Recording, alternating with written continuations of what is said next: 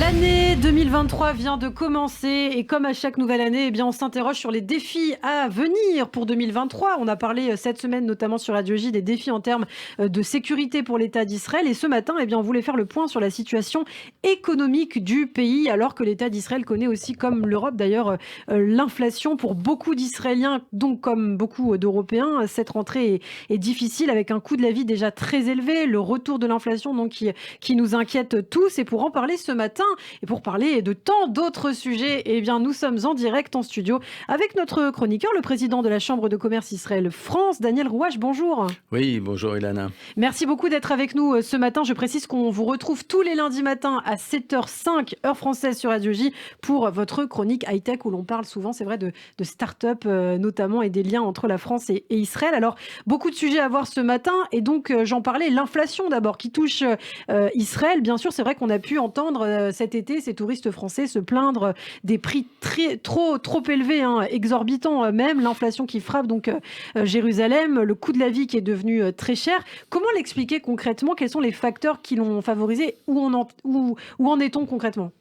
Et Israël, c'est un pays qui est cher. Il y a des monopoles. On n'arrive pas à casser les monopoles. On a des taxes qui sont imposées par le gouvernement, l'autorité publique, mais des taxes qui sont vraiment extrêmement importantes, des fois qui sont complètement aberrantes. Donc on se retrouve avec un pays, surtout dans le domaine de l'alimentation, qui sont chers. Et bon, il y a tous nos produits dans les grands hypermarchés, supermarchés sont cachers. Donc il faut payer toute une chaîne de rabbins, de religieux, de gens qui sont là pour contrôler la qualité. Et c'est pas plus mal parce que au moins on est sûr que la viande quand elle C'est sort, sûr, bien sûr. elle a été contrôlée. Donc ça c'est un premier point. Les Israéliens se sont habitués et les Français aussi, puisque les chiffres viennent de tomber. Le nombre de Français qui viennent en Israël ne chute pas de manière dramatique. Et même si les Français se plaignent souvent, bon, finalement, ils viennent en Israël, ils se Ouais, c'est une bonne débrouillent, nouvelle. Ouais. ils trouvent des solutions. Alors, sur le plan de l'année 2022, l'économie israélienne est solide, avec des indicateurs budgétaires forts, des comptes extérieurs solides. C'est pas moi qui le dis, Ouais. c'est Standard & Poor's, qui est l'agence de notation d'Israël, qui étudie avec une batterie de statistiques ce qui se passe en Israël. Donc, ce sont des faits. Israël s'est particulièrement bien relevé de la crise du corona en affichant une des plus fortes croissances au monde. Donc, le pays est en croissance, on n'a pas de chute. Ouais. Et la seule manière de le voir de manière physique, quand vous allez en Israël, vous voyez en permanence des grues de tous les côtés. Le pays, on a l'impression que le pays est en Perpétuelle construction, construction, ouais. étant vraiment en construction. On a des quartiers entiers qui s'élèvent.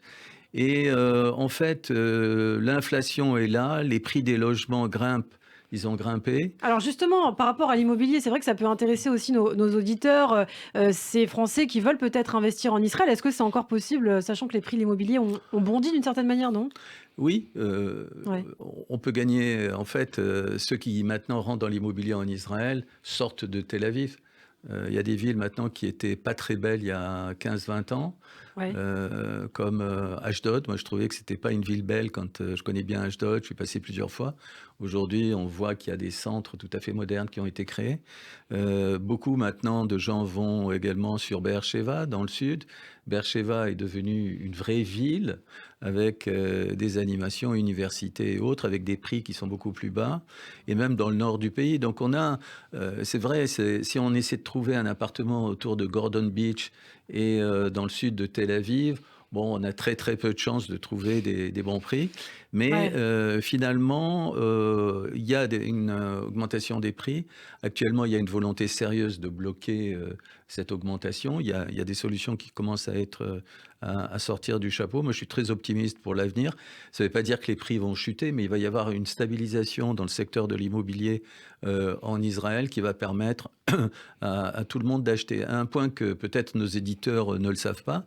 Aujourd'hui, si vous êtes français, vous voulez aller au Canada acheter un appartement à Toronto, Ouais. les Canadiens vous disent stop, vous êtes étranger, vous ne pouvez pas acheter à Toronto. Donc c'est une nouvelle loi au Canada. Les Israéliens font venir des investisseurs du monde entier. Allez à Jérusalem, vous avez énormément d'investisseurs. Donc vous avez beaucoup de gens qui en fin de vie disent ok, je vais mettre mon argent pour acheter un appartement. Ils sont pas à X millions de shekels près, mais à la fin le citoyen, le jeune Israélien qui veut acheter un appartement se retrouve avec des appartements qui sont élevés. Donc, il n'y a pas de discrimination avec les étrangers. Donc, c'est le vrai problème. C'est tous les jeunes Israéliens qui s'installent, qui ont du mal vraiment à décoller pour acheter un appartement. Et leurs parents ont beaucoup moins d'argent d'avant pour les aider. Donc, on est dans une situation dans laquelle on essaie de trouver des solutions. Alors ça, c'est pour le bilan économique intérieur de l'État d'Israël. Alors, puisqu'on parle d'économie, c'est aussi intéressant. L'année 2022 s'est concrétisée par des relations très fortes entre Israël et ses voisins arabes, notamment avec les Émirats arabes unis. Israël et les Émirats qui ont vu leurs échanges commerciaux bondir de plus de 500% au cours du premier semestre 2022. Les échanges avec Abu Dhabi qui ont atteint 774 millions de dollars selon le ministère de l'économie israélienne. Et c'est pas terminé, Daniel.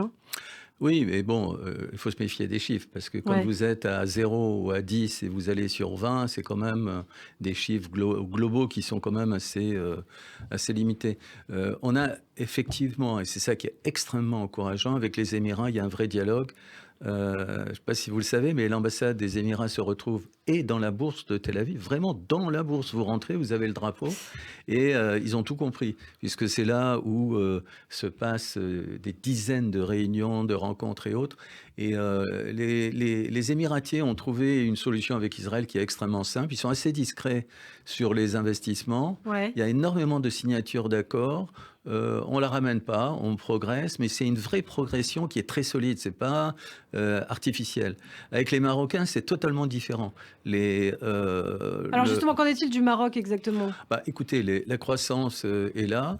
Les grandes sociétés israéliennes qui travaillaient au Maroc, comme Netafim, comme Checkpoint, comme Elbit, Iscar et autres, finalement le disent ouvertement, oui, nous travaillons au Maroc.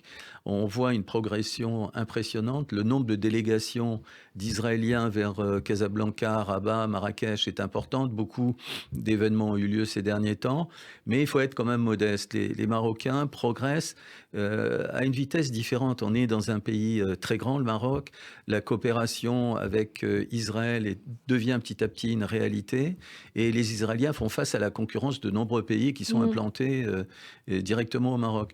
Donc le savoir-faire israélien dans le domaine de l'irrigation, dans le domaine de la biotech, dans le domaine de la sécurité, dans le domaine du cyber est très très apprécié. Moi-même, j'ai vu des délégations arriver en Israël, de Marocains qui sont venus, qui sont là, qui ont une très très très grande curiosité. Et ils sont tous ébahis. Émerveillés. Ils sont ébahis par un truc que moi-même, je n'avais jamais cru penser. Je suis né à Meknès au Maroc. J'ai toujours aimé le Maroc. Mais là, les Marocains nous disent, c'est marrant, ils nous aiment bien. Donc, ils sont surpris d'être aussi aimés, qu'il y ait un rapport qui soit aussi courtois des deux côtés. Les Israéliens sont en train de continuer. Début mars 2023, il va y avoir une très grosse délégation qui va venir d'Israël, qui va venir à Casablanca. C'est organisé par l'Export Institute. L'année 2022, il y a eu un très grand colloque qui a eu lieu à l'hôtel Hilton. Il y avait plus de 300 personnes, avec une centaine de Marocains qui étaient là. Donc, les fruits sont en train de venir. Il y a des véritables signatures. Mais les plus gros contrats sont en négociation actuellement.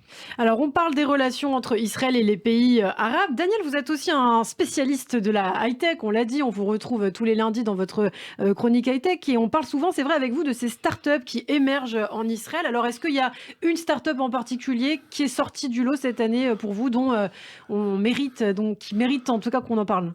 Écoutez, moi, je suis épaté par les Israéliens sur le plan de la santé.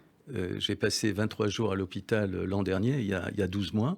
J'étais à l'hôpital Ichilov. Il y a un gars qui venait me voir plusieurs fois. Il faisait partie de mon entourage familial. Il m'a expliqué ce qui se passait. Donc, par curiosité, quelques mois après, je suis allé le voir. C'est extraordinaire. Vous avez des incubateurs dans le domaine de la santé qui sont à l'intérieur de l'hôpital Ichilov. Vous avez des innovations technologiques qui sont là. Et ce n'est pas du bluff. Vous avez des gens qui sont là. Vous avez des investisseurs. Il y a des microclimats qui ont été créés.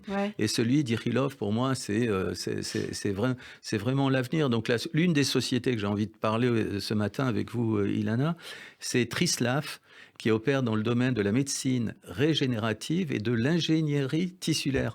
Elle a été créée il y a 3 ans sur la base d'une technologie développée ces dernières années à l'université de Tel Aviv et emploie que 7 personnes. Mais je vous parie, dans quelques mois, vous allez voir, Ça va devenir on une va énorme passer à boîte. 70, 700 et autres.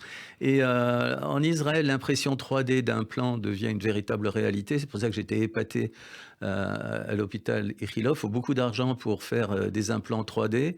Vous avez des développements. Ma plus belle visite de ces derniers jours en Israël était à l'université de Tel Aviv, où j'ai vu pour la première fois un cœur battre. Un cœur artificiel. Un cœur artificiel. Quand vous le voyez, vous dites, Impressionnant, il y a quelque chose qui se passe. C'est impressionnant. Les Israéliens sont en train de faire changer le monde. Vous savez, ce fameux Tikkun Olam, c'est le rêve des grands créateurs israéliens. Alors, il nous reste très peu de temps, Daniel, peut-être en 1 minute, puisqu'on parle de start-up. Vous êtes le président, je le rappelle, de la Chambre de commerce Israël-France. Les relations se sont aussi renforcées sur le plan high-tech avec la France ces derniers mois. Et justement, vous allez organiser une rencontre prochainement avec un sénateur français. Alors, rapidement, dites-nous ce qu'il en est. C'est simple, le sénateur Cadic va venir... Olivier Cadic. Olivier Cadic, il vient autour du 12 janvier en Israël. On a profité de sa venue. Il va assister à une réunion qui est unique, ça ne s'est jamais produit. Les conseillers du commerce extérieur de la région viennent en Israël. Donc les conseillers, c'est des Français qui ont tous des jobs très importants, intéressants, dont des Français qui habitent le Liban depuis très très longtemps. Donc ils vont venir par la Jordanie. Et Olivier Cadic va faire une conférence sur le cyber. C'est quelqu'un de très intelligent. Je suis vraiment impressionné parce qu'il est le vice-président ici en Israël dans le domaine de la défense au Sénat. Il a tout compris. Il est allé voir tranquillement les Israéliens il y a quelques mois. Il est allé autour de Beersheva. Il a fait une approche comparative.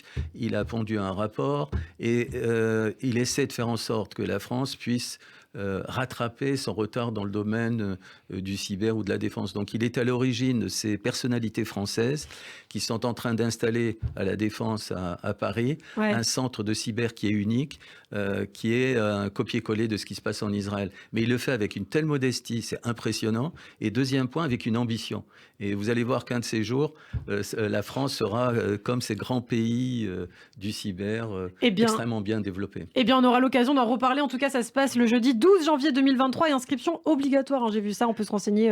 C'est à Tel Aviv, voilà, à Tel Aviv. C'est pas Paris. Sur votre site, notamment Israël Valley, où on trouve notamment toutes les dernières informations à propos des startups en Israël. Merci beaucoup, Daniel Rouage, d'avoir été avec nous ce matin sur Radio J. On vous retrouvera lundi à 7h05, très précise à lundi.